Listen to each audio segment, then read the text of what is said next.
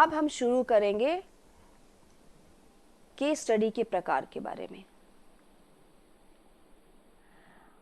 उसमें पहला प्रकार जो है वो है इंडिविजुअल केस स्टडी, वैयक्तिक व्यष्टि अध्ययन।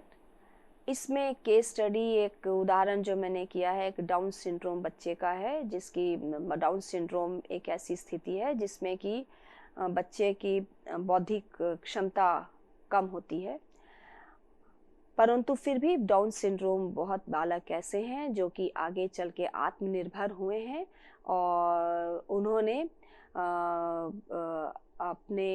अपना भरण पोषण स्वयं अपना आत्मनिर्भर हो सके, तो इनका भी अध्ययन हो सकता है।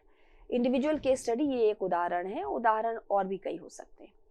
या फिर वो हो सकते हैं कि set of individual case studies, वो समुच्चय हो सकते हैं कई केसेस के। जैसे कि एक यहाँ पे मैंने उदाहरण दिया है सर्जरी का, कि 3 जो सर्जरी हो रही है उनका हम 3 प्रकार की सर्जरी, एक ही जो सर्जरी चल रही है, यदि हम किडनी ट्रांसप्लांट की सर्जरी देख रहे हैं तो 3 केसेस हम ले सकते हैं और तीनों को हम तुलना कर सकते हैं। यदि हम शिक्षा के क्षेत्र से उदाहरण ले तो उसमें हो सकता है कि कक्ष में कैसे शिक्षण कार्य चल रहा है, जो कि प्राथमिक विद्यालय में, तो कक्ष में किस तरीके से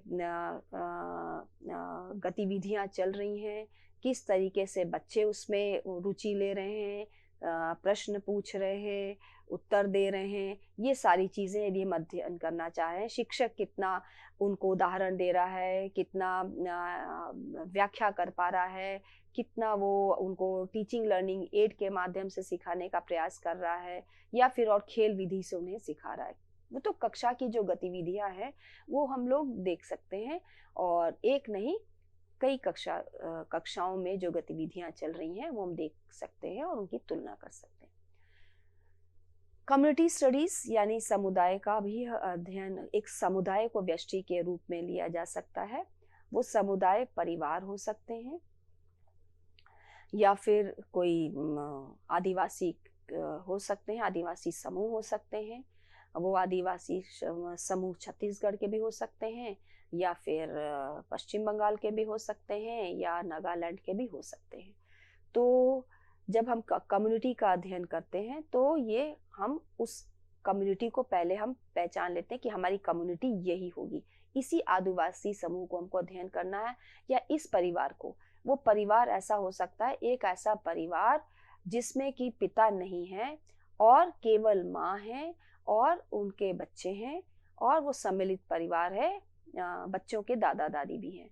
तो किस तरीके से वृद्ध दादा दादी हैं और उस परिवार में किस तरीके वो फैमिली का अध्ययन करके कि बच्चे फिर भी बहुत अच्छा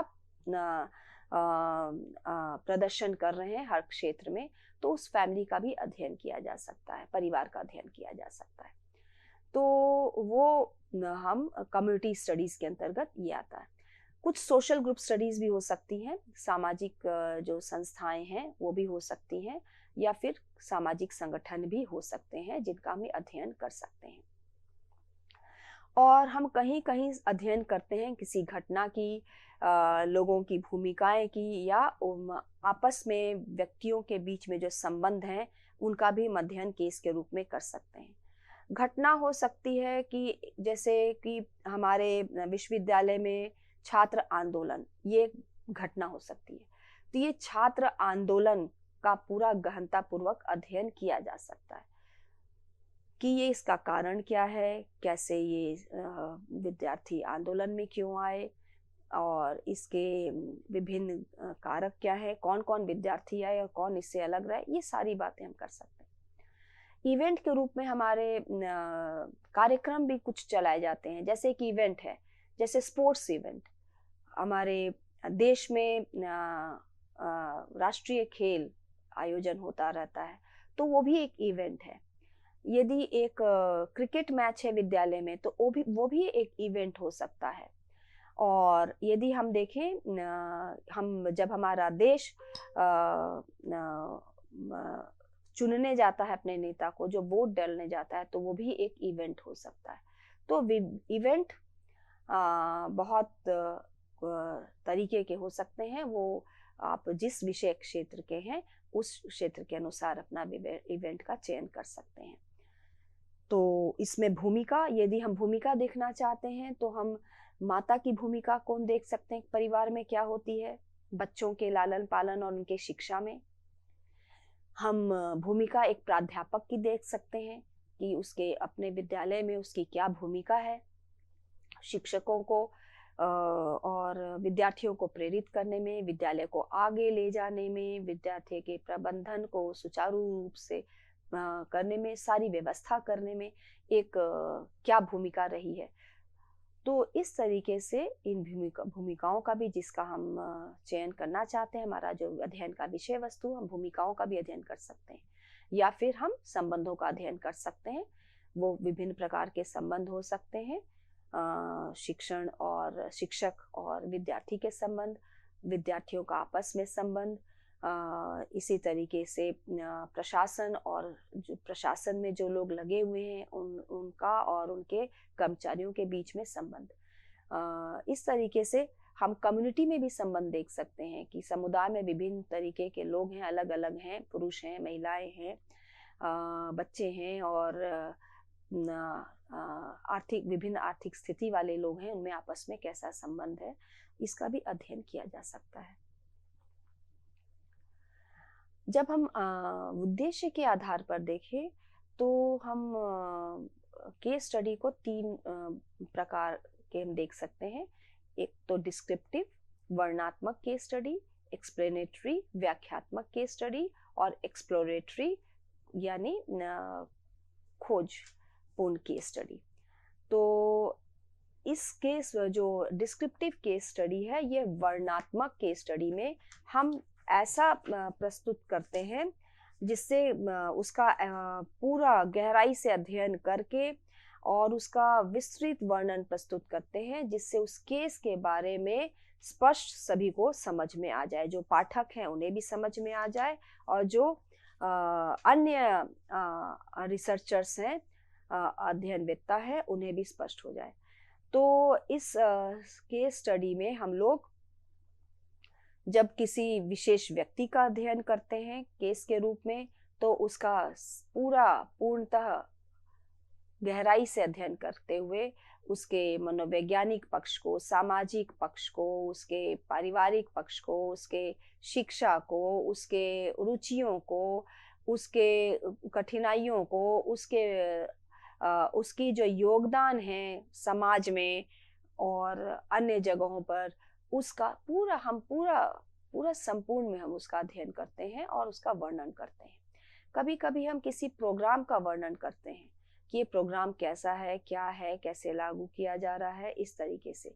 तो ये एक तरीके से हम जब पूरा वर्णन करने के लिए हम करते हैं तो वह केस स्टडी है। एक्सप्लेनेटरी केस स्टडी, व्याख्यात्मक केस स्टडी में हम व्याख्या करते हैं। यहाँ पे महत्वपूर्ण है कि हम कारण को खोजने की कोशिश करते हैं कि यह इस कारण से हुआ है। एक्सप्लेनेटरी में देयर इज कॉज क्या है, कारण क्या है, यानी कि यदि विद्यार्थी स्कूल में फेल हो रहे हैं तो उसके पीछे क्या कारण है। यदि कोई आंख का ऑपरेशन हो रहा है मोतियाबिंद का, तो वो क्यों निष्फल रहा। तो ये सब जब हम कारक जानना चाहेंगे तो ये हमको केस के रूप में ये देना पड़ेगा, एक्सप्लेनेटरी केस स्टडी। जब हम एक्सप्लोरेटरी केस स्टडी तब हम करते हैं जब हम किसी सैद्धांतिक विचार की खोज करने की कोशिश करते हैं। तो ये एक प्रिकर्सर के रूप में होते हैं। हम छोटे समूह पे थोड़ा सा कार्य करके हम देखते हैं कि ये सिद्धांत यहाँ पर किस तरीके से दिखाई दे रहा है, ये नया विचार जो है यहाँ पर क्या ये वो इस पर अध्ययन करके वो सिद्धांत का अध्ययन हो पा रहा है कि नहीं। तो नए सिद्धांत, नए विचार के लिए जानने के लिए हम एक्सप्लोरेटरी केस स्टडी करते हैं। ये अधिकतर मनोविज्ञान विषय में या अन्य विषयों में किया जाता है कि जहाँ पे कि नई थ्योरी जब प्रतिपादित की जाती है तो पहले समूह पे, एक छोटे समूह पे करके देख लिया जाता है, फिर उसको हम बड़े समूह पे हम देखते हैं कि ये लागू होता है कि नहीं। तो ये एक्सप्लोरेटरी केस स्टडी इसे कहते हैं। एक और तरीके से विभाजित किया गया है, वर्गीकरण किया गया है केस स्टडी को, वो है intrinsic case study, instrumental case study और मल्टीपल और कलेक्टिव केस स्टडी।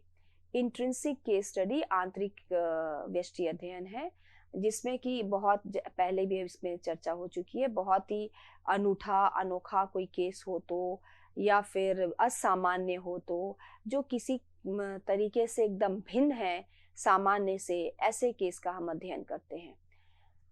वो केस अपने आप में ही बहुत रुचिकर है, बहुत एक रिसर्चर के लिए बड़ा एक इंट्रीगिंग है, बड़ा विषय वस्तु बड़ा अनूठा है कि उस पर अध्ययन करें। हम केस के रूप में किसी एक विद्यालय को भी ले सकते हैं, केस के रूप में किसी संगठन के रूप में ले सकते हैं कि वो किसी रूप मायने में बहुत यूनिक है, अनूठा है या अलग है। इंस्ट्रूमेंटल केस स्टडी वो केस स्टडी होता है जिसमें कि हम इसको निमित्तात्मक केस स्टडी कहते हैं। जिन केस का व्यष्टि का अध्ययन कर रहे हैं वो हमारे अध्ययन के केंद्र में तो नहीं है, बल्कि उनके माध्यम से उन केसेस को पढ़ करके हम किसी और थ्योरी पे या किसी और बातों को जान सकते हैं। एक केस स्टडी हुआ था जिसमें कि ये देखना था कि सेल्फ रेगुलेशन किस तरीके से विद्यार्थियों में विकसित हो रहा है। सेल्फ रेगुलेशन इन लर्निंग, अधिगम में सेल्फ रेगुलेशन किस तरीके से ये बढ़ रहा है विद्यार्थियों में, कैसे विकसित हो रहा है। तो इसको अध्ययन करने के लिए एक ऐसा ही विद्यालय चुना गया, एक ऐसा संस्था चुना गया जिसमें कि स्कूल भी हो, महाविद्यालय भी हो, और स्कूल में भी ऐसे स्कूल हो जिसमें कि विद्यार्थी 8वीं से लेकर के 12वीं तक हो, और उसके बाद उसमें स्नातक स्तर के भी विद्यालय हो। तो ऐसे एक शिक्षा संस्थान का चयन करके और वहाँ के विद्यार्थियों का अध्ययन किया जा रहा था कि उनका सेल्फ रेगुलेटेड लर्निंग अंग्रेजी भाषा में कैसा है।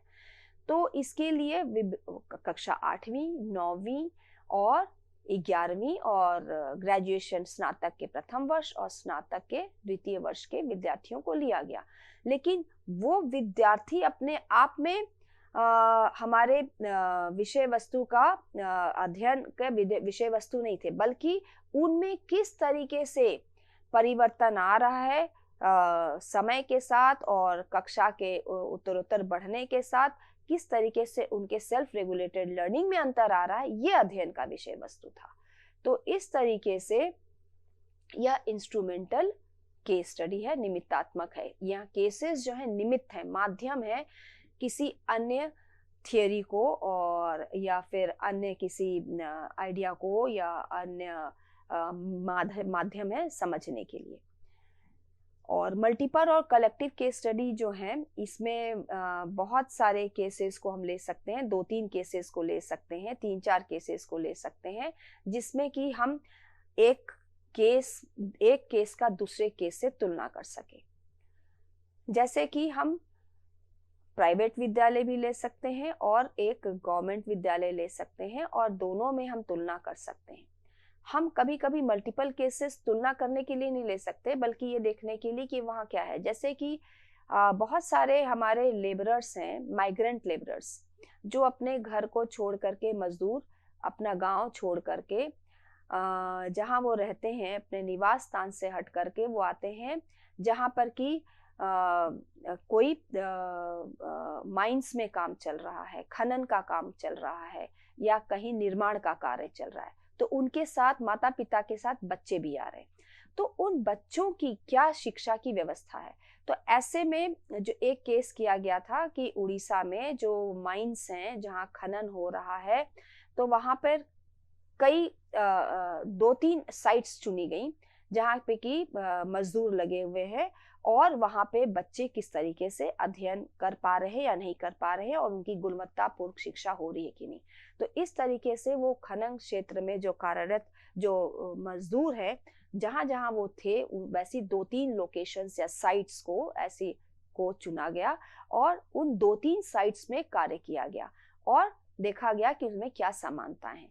तो इस तरीके से ये अध्ययन करके ये जाना जा सकता है कि इनकी क्या समस्याएं हैं और किस तरीके से थी। तो इस तरीके से एक केस ना करके यहाँ पर कई केसेस लेकर के शोध कार्य अध्ययन किया गया, जिससे कि हम उसके बारे में कुछ अच्छे से जान सकें।